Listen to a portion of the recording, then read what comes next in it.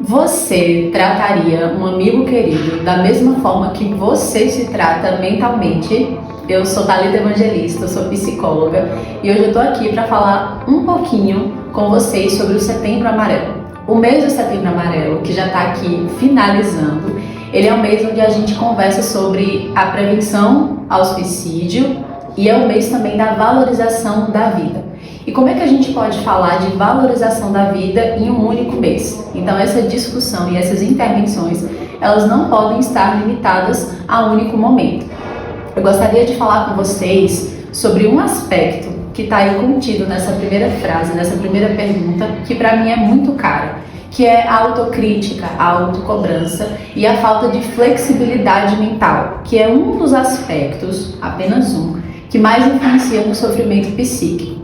Então, quando a gente fala de uma pessoa que está em sofrimento psíquico, que possui algum transtorno, essa pessoa, às vezes, ela se relaciona com os seus pensamentos e as suas emoções de uma forma muito rígida. Então, eu não sei, por exemplo, se vocês sabem, que a gente não controla os nossos pensamentos e muito menos as nossas emoções. Quando a gente fala de inteligência emocional, de saúde mental, a gente está falando sobre um relacionamento saudável com o que a gente sente.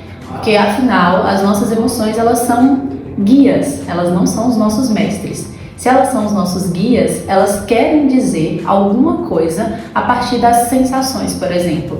Então, quando eu estou triste, essa tristeza ela quer dizer que eu preciso ficar um pouco introspectivo, mas ela também me fala de uma necessidade de buscar apoio social, apoio familiar, algum tipo de suporte. Quando eu me sinto com raiva, essa emoção fala sobre o quanto a gente quer ser defendido, o quanto a gente quer buscar justiça. Então, quando a gente fala também de pensamentos que a gente não controla, às vezes eles são muito rígidos e a gente tende a acreditar em tudo que a nossa mente fala.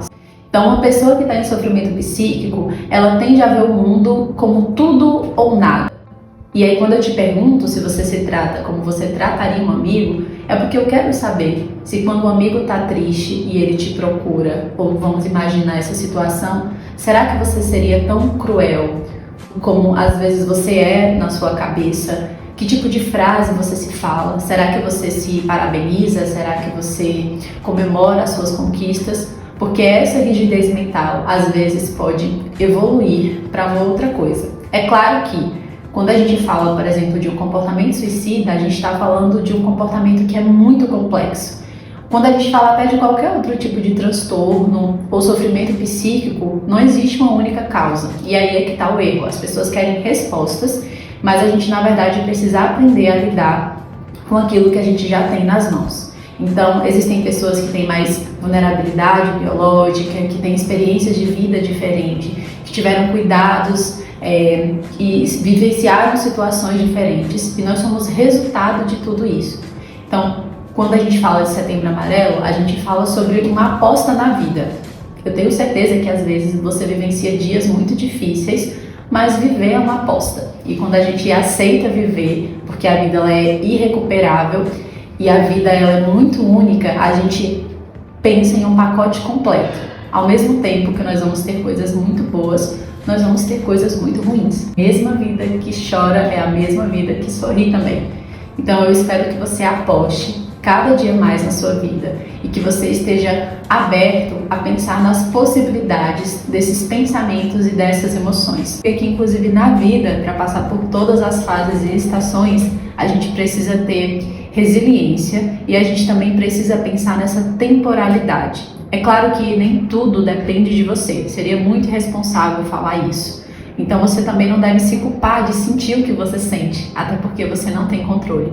Mas então o que a gente faz, Thalita? A gente precisa abraçar a nossa vulnerabilidade. A gente precisa entender que esse sentir é o que nos conecta com o outro. E é pensando nisso que eu reforço. Peça ajuda. Se você não sabe como lidar com seus sentimentos, busque um profissional, uma pessoa de confiança. Nessa complexidade de sentir e viver, é importante a gente entender que o pacote da vida é um pacote completo. E quando você aposta nesse pacote, eu sei que muitas coisas ruins podem acontecer ou estão acontecendo, mas a gente se mantém flexível, a gente busca ajuda e entende que a gente precisa às vezes dividir essas emoções a gente está apostando também em muitas coisas boas que podem chegar. Então pensa, eu preciso viver uma vida que tenha sentido e uma vida valorosa. E para isso, eu preciso abraçar a minha vulnerabilidade e buscar ajuda para continuar apostando na minha vida.